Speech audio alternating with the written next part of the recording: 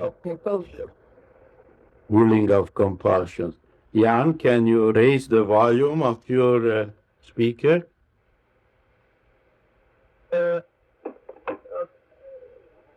is about the loudest we can get it. It's, I see. It's a little softer than usual. Yeah, but we have a new system. Yes. Okay, Alexandra, shoot.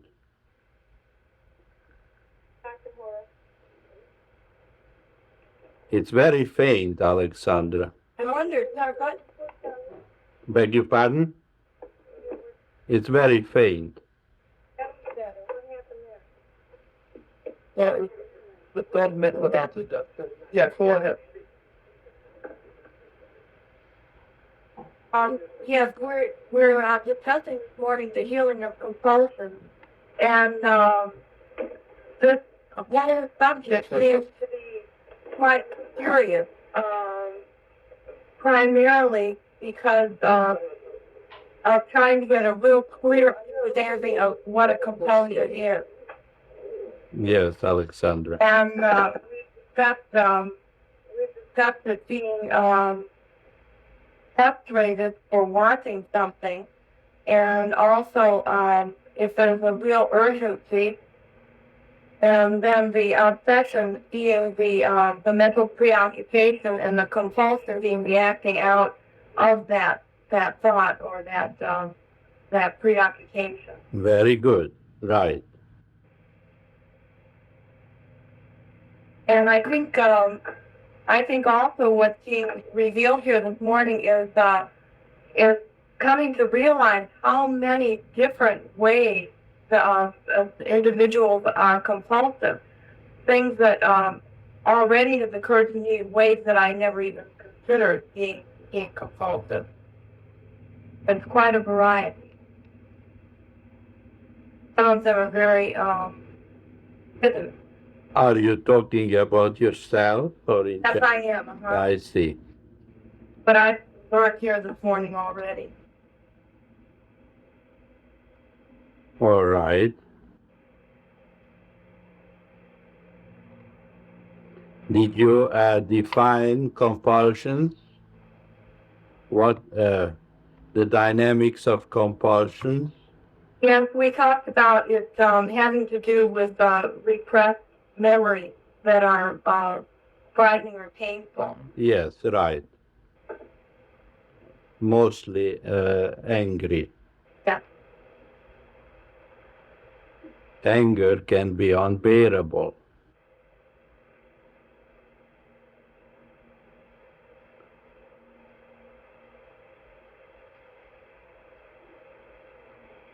Don't have the weapon now. Yes? Yeah, in the back. Yes. All right. I have to have a little patience with us today. I am not in a hurry. Joe has a question. Yes, Joe. Hello, Dr. Hora. Hi, Joe. Following the discussion this morning, some compulsions seem to be on the surface, and as we were talking about, others seem to be down pretty deep. And I was wondering what advice you would have as far as trying to follow these compulsions to their source and getting at the meaning. So, concerning myself, I feel that I have certain habits that I really don't feel I have a handle on the meaning of them. They seem to be fairly, they're well protected. And, I was just wondering about the method of following these compulsions to their source. Well, of course, the method is called metapsychiatric therapy. As you study metapsychiatry, your perspective on reality becomes increasingly spiritualized, and your idea of wellness becomes transformed, and you begin to understand the meaning of harmonious prospering in life and being a beneficial presence. Now, in juxtaposition to these concepts of wellness, you will be able to become aware of many of the mental processes which militate against it. And so you are confronted with a cognitive dialectic process. The more you understand our concept of wellness and health, the more it will stand out like a sore thumb, whatever is not in conformity with this truth. And that's how you become increasingly aware of the various little compulsions and obsessive preoccupations which poison your life and create difficulties for you, both socially and physically and emotionally, and interferes with effective living.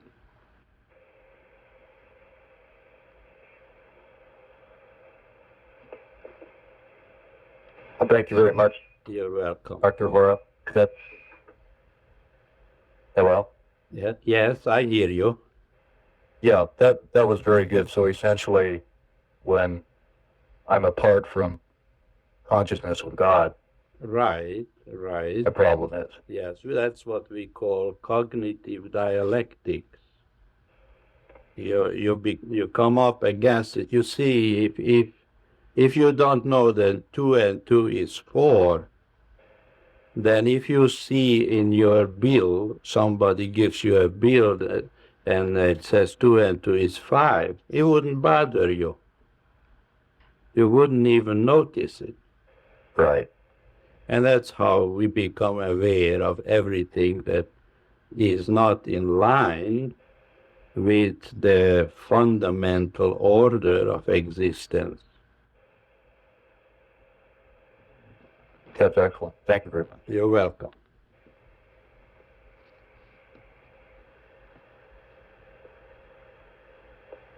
Hello, Dr. Hora. Yes?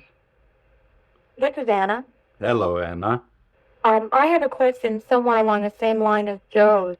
I've been working in my therapy on the book on forgiveness, and Jan has some questions to work on. And one of the questions deals with going back through decades of your life and writing down people that you had resentment or anger against. Yes. Now, as I've been doing that, what I've found is that my ego seems to be going way out of control, and I'm extremely anxious, have a lot of emotions floating around, a lot of loose anger that doesn't seem to have any connections anywhere, to the point that it's been difficult for me to medicate. And what I'm wondering is if you can give me some suggestions as to how to deal with this step, going through and digging up the compulsions that are revealed to you. Well, you probably have not understood the process of forgiveness. The process of forgiveness does not entail remembering people whom we carry a grudge against, but setting them apart from the ignorance which has governed their thinking. So if you are involved in the process of forgiveness, and if you understand that the enemy is ignorance rather than personality, then you're not going to get worse while doing this, but better and better. You will find increasing PAGL in your life. Well, maybe you don't separate the ignorance from the individual. So when you are writing down, making an enemies list, like Nick, you have to remember that you are carrying a grudge against ignorance and not against people.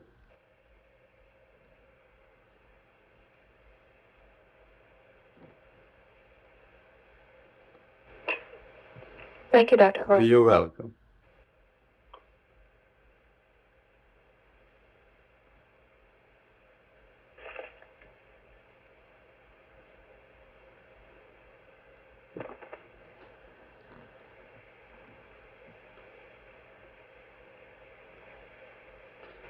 Let me make another remark. Some people say, well, we are letting these lousy characters get away with murder. If we are going to forgive them and we are going to say that they are not to blame, but the ignorance which was controlling their thoughts is to blame. Aren't we just letting them off easy? Well, this kind of reasoning indicates that we are not really interested in forgiveness, but in vengeance. Now, the more primitive we are, the more vindictive we are. And the idea is that vengeance is sweet, and we are going to feel good if we could remember how we resent somebody. But that we will not feel good, and that is no solution. That would make everything worse. And if we are sincere about forgiving, then we are setting ourselves free from this tremendous urge to be mean and vindictive. So we are not doing anyone a favor by forgiving them. We are doing ourselves a favor, because we are liberating ourselves from the burden of carrying a grudge.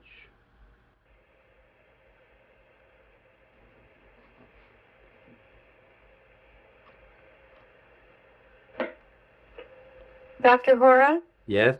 this is Fern. Yes, Fern. You said that if we find that we're not really interested in forgiveness, Yes. we want revenge. Right. That this would indicate that the more primitive we are, the more Right. we would want this meanness. Right.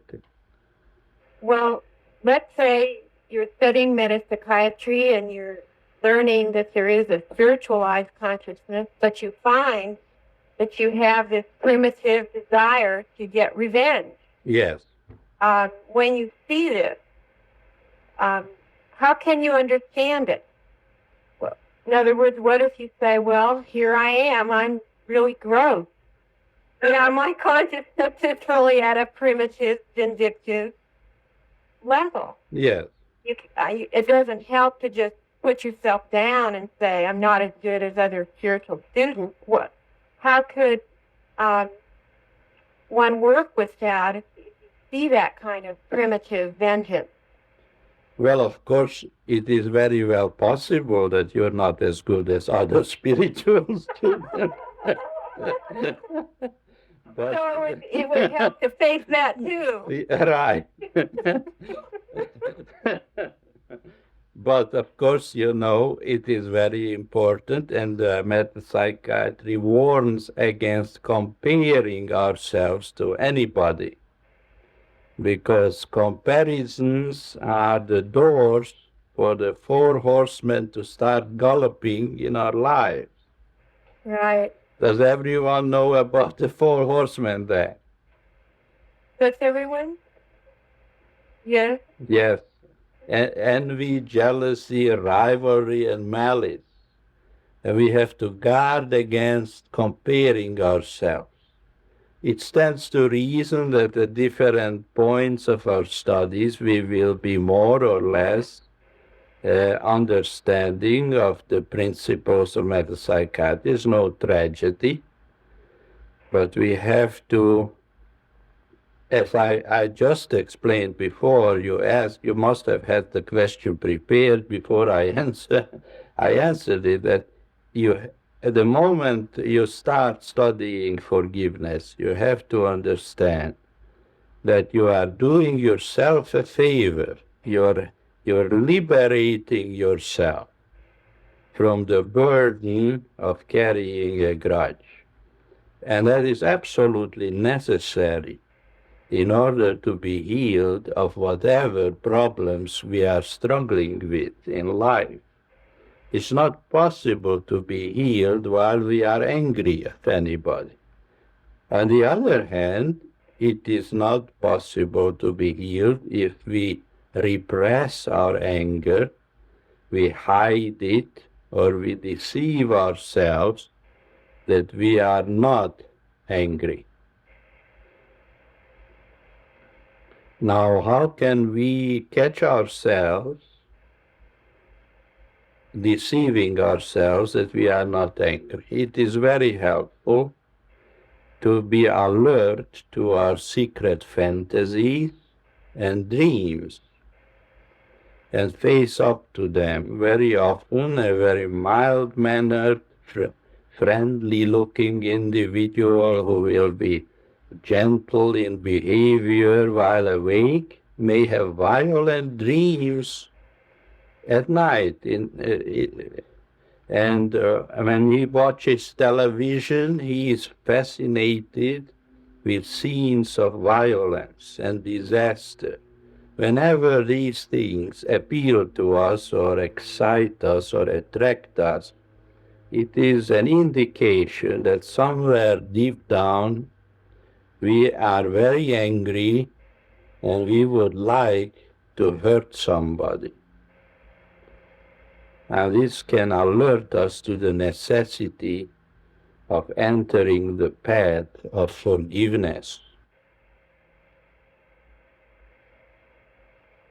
So it seems then that the more we study the nature of who we truly are as a living soul, Right. then we would always find the self-deception being disclosed. That's right. The more the idea of knowing yourself as a living soul, a manifestation of divine love intelligence, the more appealing this is to you, the more you will be discovering all the various mental stumbling blocks which interfere with the realization of this ideal.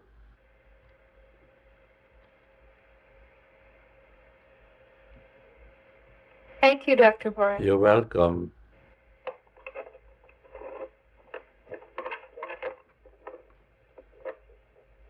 Dr. Vaughn, Yes. this is Alexandra. Yes, Alexandra. And am I correct in understanding that the grudge, or the compulsion is simply the acting out of the grudge? It's like the manifestation of the grudge. Absolutely, sure. And then... let me, I'm sorry. The compulsion is a defense against becoming fully aware of the grudge. Because of an unwillingness to give it up? Because it is unbearable. Because the grudge is unbearable? Yes. So Anna was talking about making a list of people that maybe she could recall being angry toward. Yes. And then from your response to her, the idea came to me that it's not so much in investigating the background to find out what is back there that's responsible, and then it seems that doesn't come first. But what comes first is being willing to give up the grudge, and then all these things you need to know will come. Yes, of It's course. in the reverse order. Right. The moment you are liberated from the grudge, then there is a certain freedom to know and to understand everything that concerns you.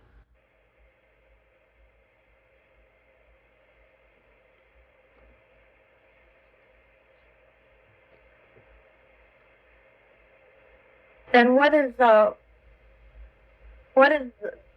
primary behind not giving up the grudge, or not the?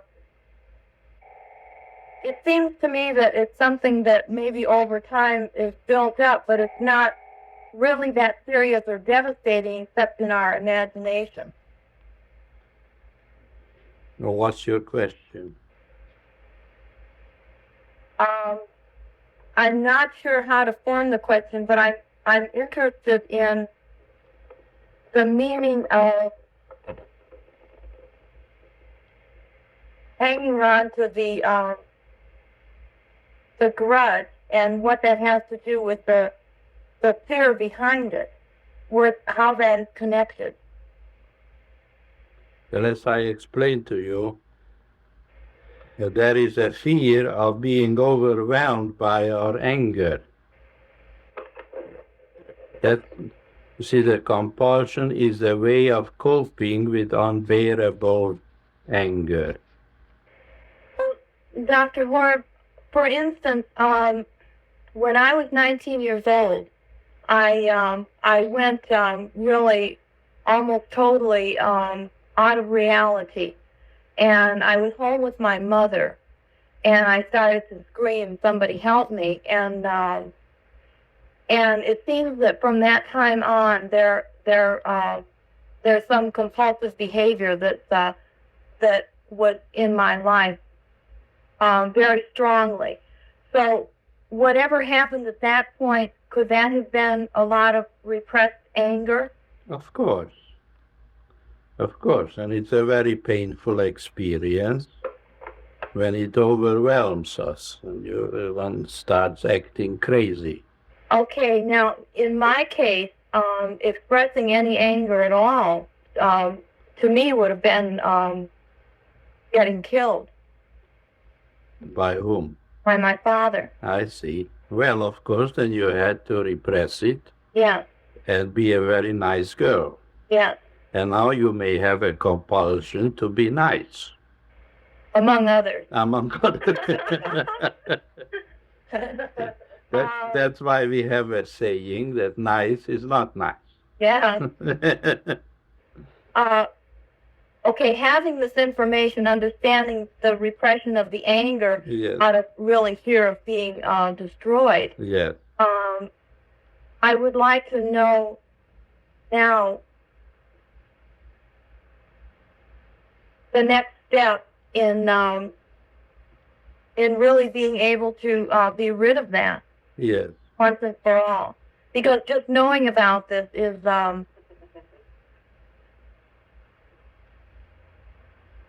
one thing, but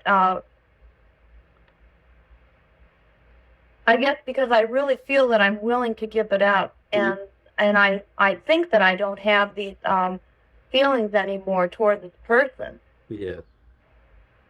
Could you help me here?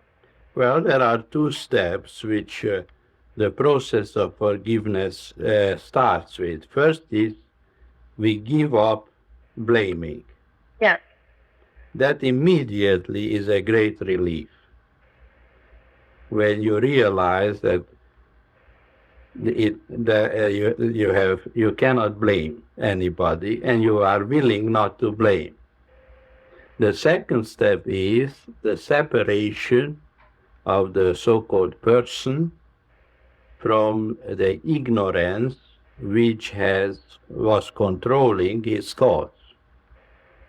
So you're not blaming the individual anymore, and every time you feel yourself getting angry or hot under the collar, as they say, you quickly remind yourself that the problem is ignorance.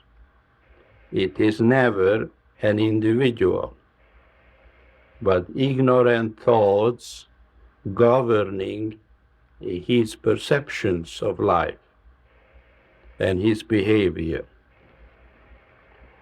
And these two insights make it possible to face the deep-seated emotions with a certain kind of detachment. And gradually you release yourself of this tremendous resentfulness. That's how the healing process takes place. You give up the blaming and you remind yourself that the enemy is ignorance, not a particular individual. Thank you, Dr. Hora. And the word gradual really stood out for me because I guess I've been thinking that it would be like an instant thing, an instant realization and an instant healing. But now I understand better that it's a gradual process. Yes, well, instant healings are also occurring occasionally, but most of the time it is little by little. Thank you. You're welcome. Well, an incident like not that scratch the past. Yes. Usually it is hard to think or to forgive somebody way back. But isn't it that we carry these grudges on to people that we are living with currently? You mean we transfer? Right. Yes, of course. That is also... Therefore, that the way to forgive somebody in the past is to start with recognizing these grudges in the present. Right. That's the forgiveness process there. Yes, it's a very good point. Yes, of course. Then the past can be dislodged. Right, right. That's the phenomenon of transference which psychoanalysis have described. Yes. Dr. Hora. Yes? Hey. If we're attempting to give up blaming our parents. Come closer, Faye. Jay. Jay, yes. If we're attempting to give up blaming our parents, like I'm attempting to stop blaming my mother. Yes. Would it be helpful to start with forgiving myself at judging her and condemning her? Yes, of course. That is also very important. What's helpful? Well, it's helpful for you to know that you are also a victim of ignorance. We are all victims of ignorance from early childhood on. And all the suffering in the world is and all the evils of the world are manifestations of ignorance of mankind.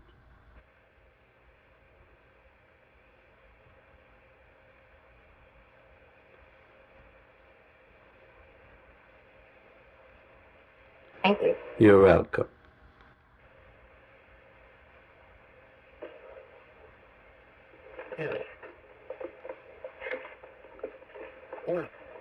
Dr. Hora, this is Faye. Yes, Faye.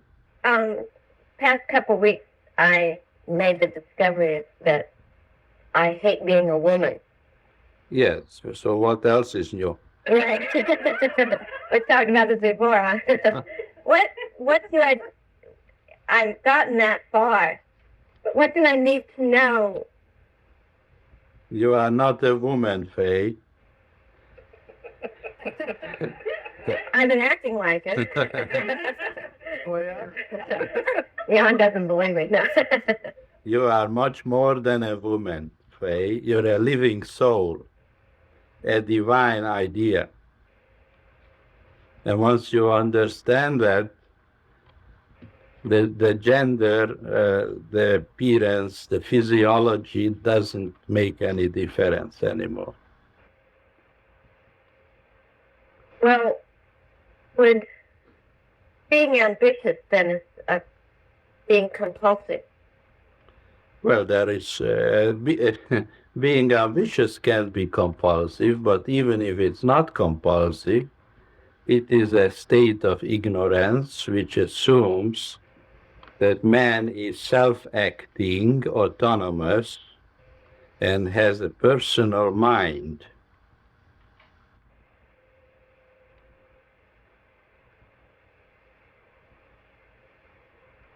How does that grab you?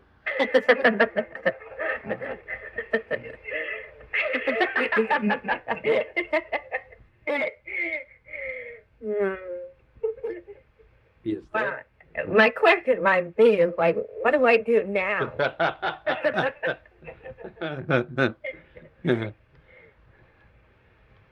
The Bible says, study to show thyself worthy, a workman. Well, a lot of it has to do with thinking, maybe comparison thinking that men get better jobs than women do. Yes, yes. Social inequality. Right. Right. But this is a kind of another what do I do now question, but when I am aware of some of my compulsive behavior, and I've become less interested in it, but I'm not sure the interest has really been turned to God. I almost feel like I'm being compulsive in another area. What are the signs or? What do you mean by being compulsive in another area? Well, I've had a problem with sexuality. Yes. And I'm just not interested really in sex anymore, but I don't feel that just because I'm not interested in sex that I'm necessarily interested in God either. It's sex or God, huh?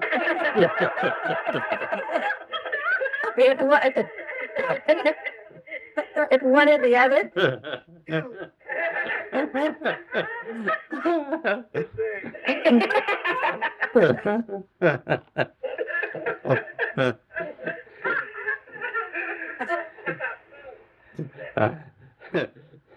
I'm sure God is forgiving you for this.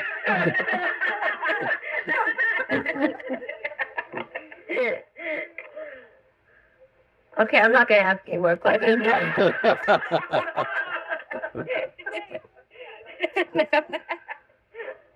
Before you leave faith, tell us, do you know the first principle of metapsychiatry? Yes, I do. Tell us, how does it go? Thou shalt have no other interest before the good of God, which is spiritual. That's right. Okay, now you can sit down. Thank you.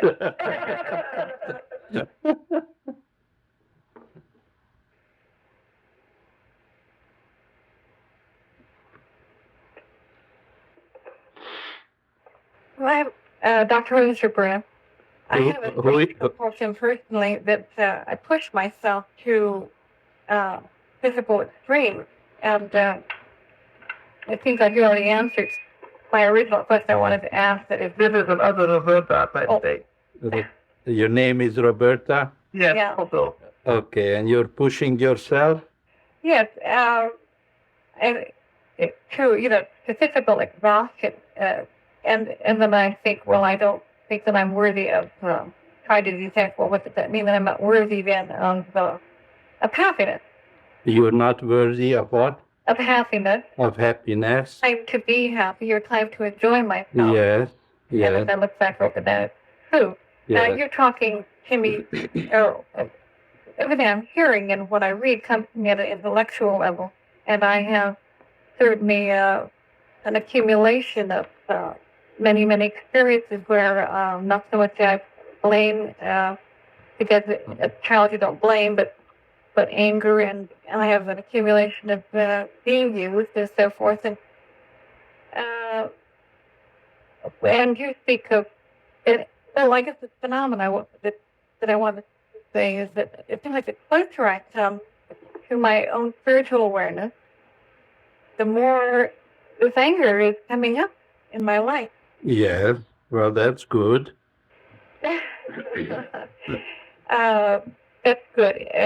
That is called lifting of repressions. I mean, it's almost unbelievable. I can be in the morning.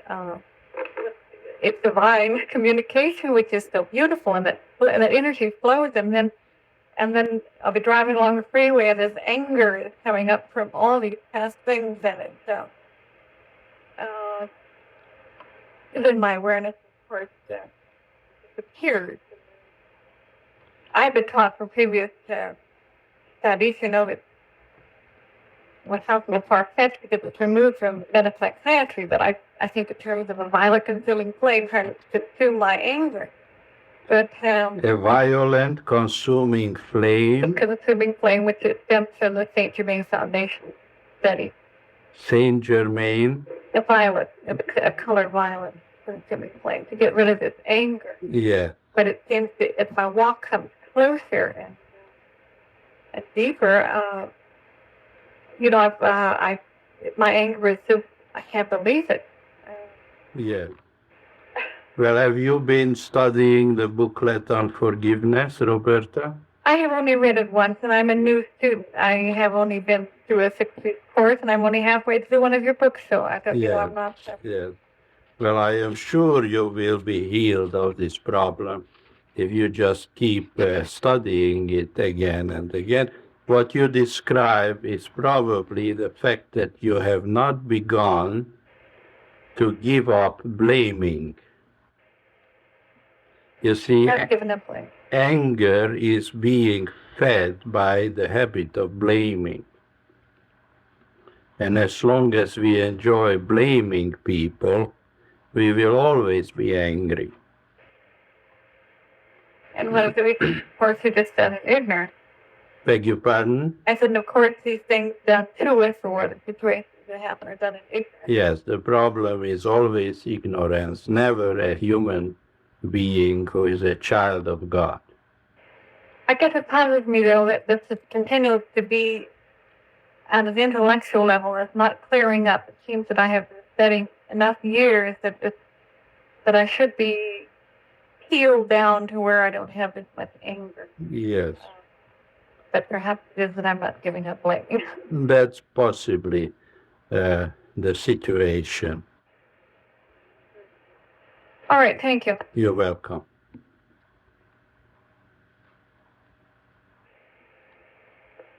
Dr. Hora? Yes. This is Reinhardt. I'm on the other student. Yes. Well, it seems like a lot of answers come up with ignorance being the culprit. Yes. I have a feeling that a practical person coming into this would easily transfer a personal blaming of another person to an impersonal blaming of ignorance. Yeah, that's okay. That we encourage that. No. You can blame ignorance, but after a short while, you find yourself feeling foolish. How can... How can... You see, the great thing about this process is that it is very difficult to carry a grudge against an impersonal phenomenon. So what? We are blaming ignorance, but ignorance is just one of the effects of the human condition. Again, what would a practical person do about someone else's ignorance? Suppose, say, in a work situation, like most of us are every day, we find ourselves at the mercy of other people's ignorant actions. Yes. As well as our own. Right. And we can work on our own ignorance and try to work through that, but in the meantime, we're stumbling over other people's blocks that they put in front of us. Yes. Do you have any suggestions about how we could apply some of this in our everyday life? No. Short of leaving a job because of somebody else's ignorance is interfering with our well-being. Yes. If you will study metapsychiatry a little more, and you will become familiar with the 11 principles, you will discover there is one of the principles says Nothing comes into experience uninvited. You see? Yes, I see. Now, have you ever heard this principle? Yes, I'm very familiar with it. You're familiar. All right. Now, once we understand that the problem is ignorance, then we are freed from blaming other people. And then if things are happening to us, nevertheless, then we resort to this principle and ask ourselves, what kind of ignorance is present in my consciousness which would attract corresponding experiences? And then you trace down that particular ignorance in your own consciousness and turn away from it, and you will find that the ignorances of other people lose interest in you, and you go free.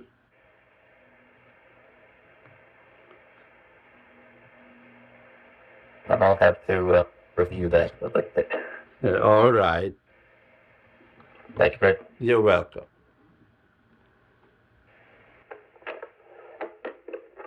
Dr. Hora, Yes? Alexandra then. Yes, Alexandra. So the form, the compulsion take your certain, or is that distressing? Well, it usually it is what is called a reaction formation.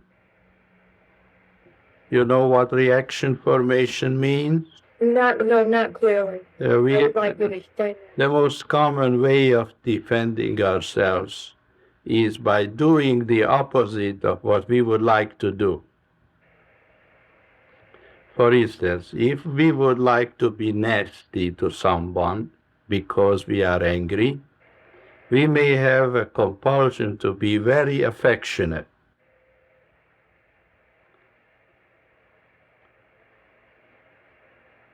Or if you wanted to be affectionate, you would be nasty.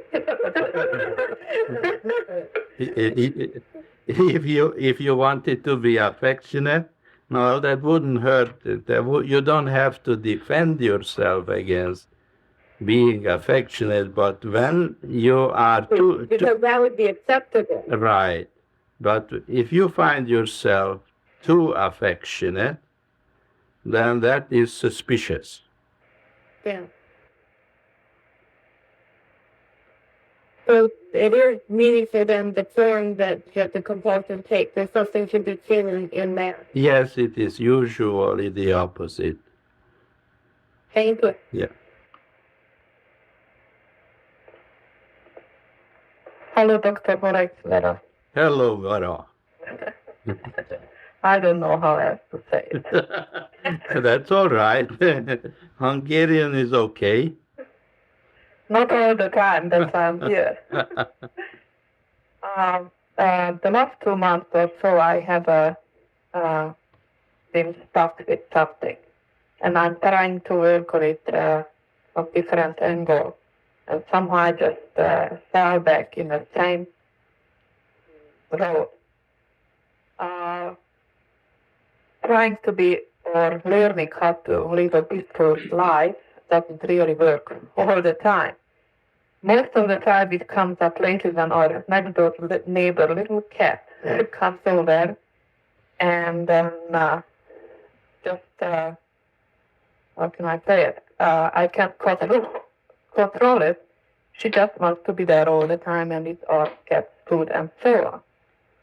And I try to manipulate my thinking and I said, it's plenty of food God gives to everyone and so on. And it works for a while, but then then it doesn't work. And it goes on and on and on. And I just don't know what to do. And the anger comes up. And then I say I shouldn't be angry. And then I just don't know anything anymore. Now, let me review what you just said. Yeah. There is a little cat Yeah. that belongs to the neighbors. Yeah. And this little cat comes over to you, to your house, and eats your cat's food. The food from your cat. Is that it? No. No? And I think it's really funny. And if I look at myself too, but I'm pretty sure it's something beyond that. It's not the cat which bothers. Yes, and what is it? I know it's some kind of control. Because I can control the little cat. I try to be nice, doesn't work. I try to be nasty. And then I hate myself. Yes. So then you said you manipulate your thoughts? Yeah. How Yeah. how do you do that? I act differently out than I really think inside. I see. So you are sort of operating Yeah. with your mind and on your emotions, Yeah. and you try to control yourself from being angry. Yeah. Is that it? Terrible. And the little cat is upsetting you.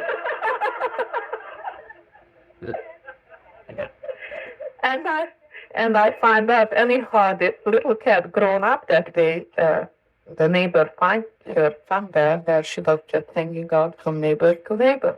Yes, and? So I can see the cat's nature. So it's a stray cat, or belongs to the neighbor? Now it belongs to the neighbor, but most of the time she leaves it up because I get nobody home Yeah. at the neighbor's house. Yes. What do you think of the neighbor?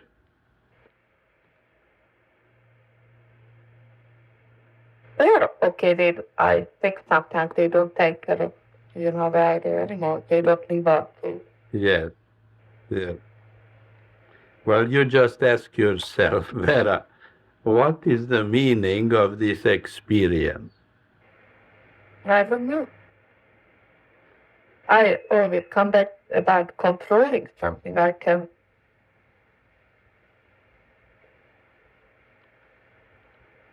really don't know.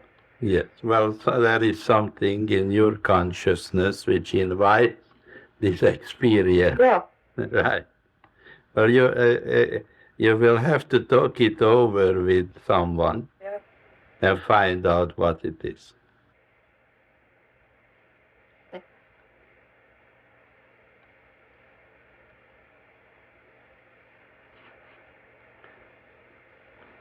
I think there is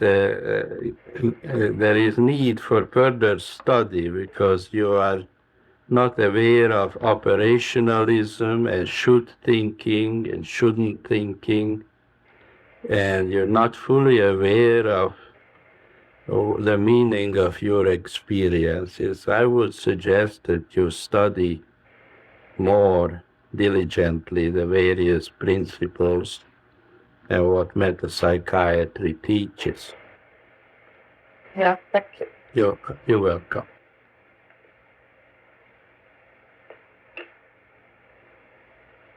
Dr. Hora, this is Georgiana. Yes, Georgiana. And I have a question about trespassing that I would like to understand better. Yes. At the time something occurs that we consider a trespass, Yes. have we invited that into our experience from some preconceived idea we already had? Yes, Georgiana, nothing comes into experience uninvited. So anytime an experience happens, we say to ourselves, well, this person trespassed against me. Yes. Then that's really, we brought it into our experience. That's right. Old ideas we have. That's right.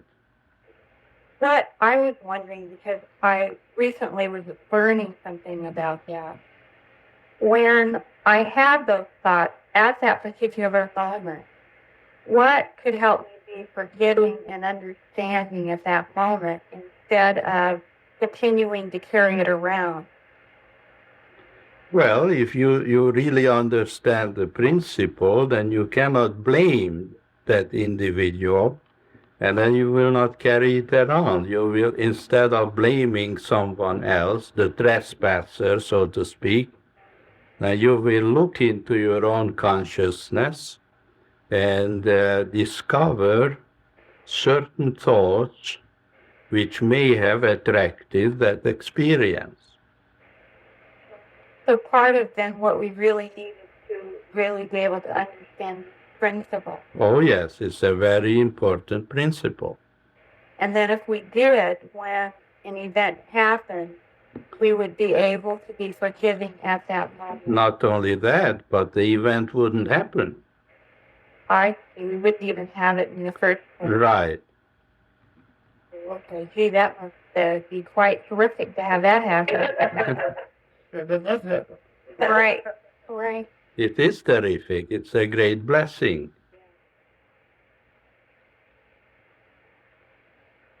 So then, everything we're hearing, where we have that in our mind, is because of all these past ideas we have. Whatever is cherished, hated, or feared in consciousness tends to attract corresponding experiences. This is called the law of correspondence.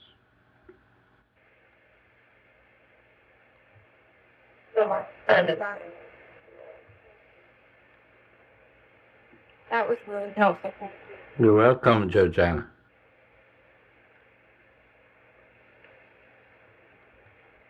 Dr. Hora, Yes? my name is Nora. Hi. I'm a new student in medical psychiatry. Welcome. I have learned just to be a little dangerous in heaven. But I have a question that's troubling me. Do these compulsions that we all have any direct relationship to our want to control the actions of others around us? Well, of course, if we want to control the actions of others around us, we are suffering from a very fundamental ignorance. And it will always bring difficulties. Because we have no right to control anybody. Only love intelligence controls all of God's ideas. So when you will understand that, you will lose your fear of being controlled. Usually people who are controlling others live in fear of being controlled, and life becomes a power struggle, which is very unpleasant.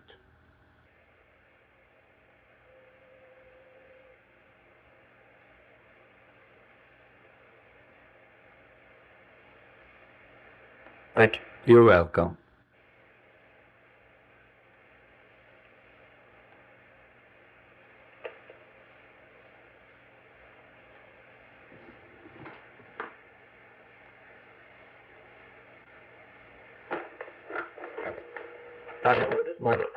Yes, Michael. I've developed a mannerism within the last 2 months that I haven't been able to do. I'm not willing enough to become embarrassed. That's appreciate. I noticed that while studying at the office, I will suddenly become aware of my hands. And they will be sweaty and they will be very uncomfortable. And I feel the need to wash them. Yes. What's the meaning of that? Well, apparently you are afraid of some impure thoughts emerging into consciousness. You see, the hands stand for thoughts, calculative thoughts particularly. You can observe that people who are inclined towards calculative thinking gesticulate a great deal. Have you noticed that? Yes? Gesticulate. You understand the word gesticulate? Yes, sir. Yes. It's not ejaculate, but it's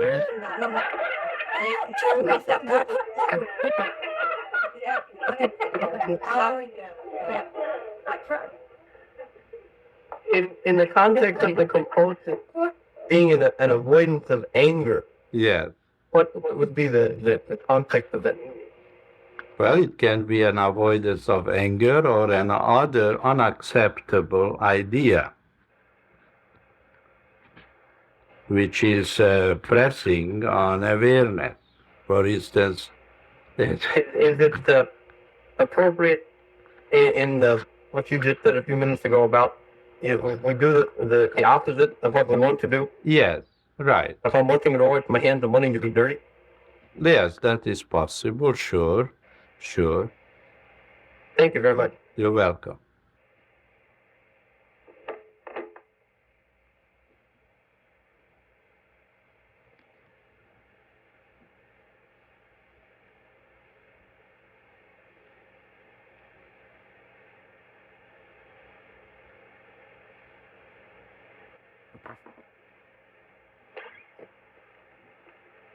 Dr. Hora. Yeah, Joe again. Joe, yes. Sometimes when my compulsions get the best of me and frustrate me a lot, the thought that has come to my mind, which seems relevant, is the quotation out of the Bible of Hosea, I ask for mercy, not sacrifice. Because it seems like it relates to that struggle,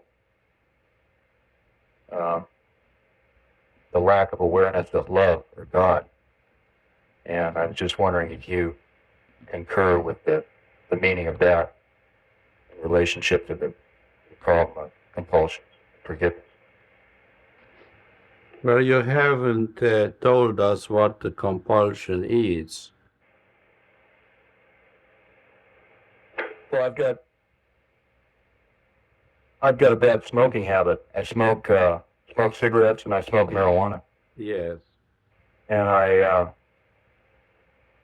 most of the time it's not that much of a problem to me, but sometimes I just feel very frustrated because it's just pure compulsion, and I'm just very, very much aware of it. And that's one thought that has come into my mind. Yes. Because it seems like I'm tearing myself apart.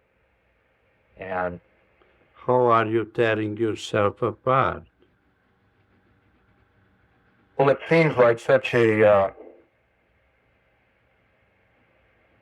violent struggle to pursue any compulsion like that to any great extent.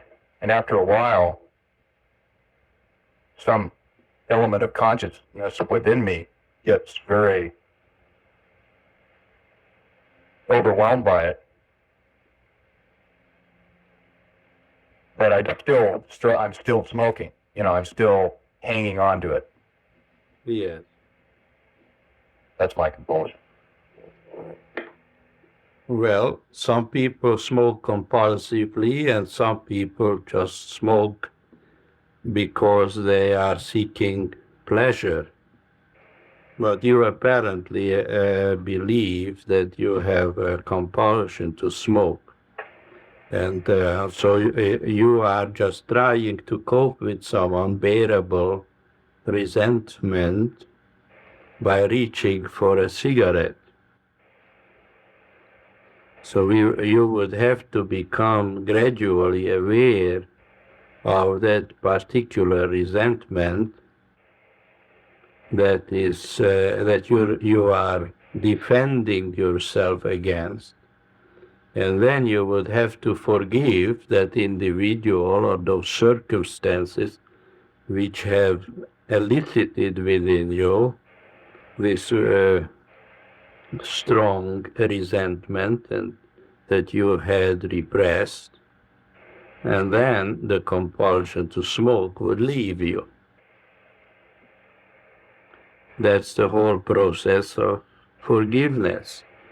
Forgiveness heals the compulsion, because if there is no more blaming and no more carrying a grudge and no more fear, of being overwhelmed by our rage, then there is no more compulsion.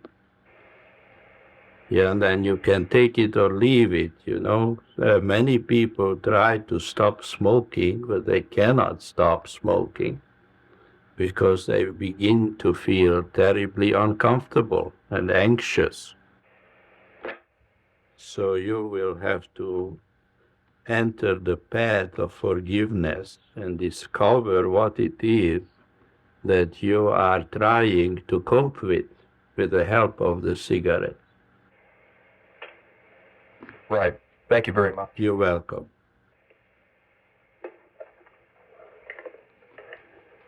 Thank you very much, Dr. Hora. You're welcome, Jan. For this very instructive seminar. Bye, everyone. Bye.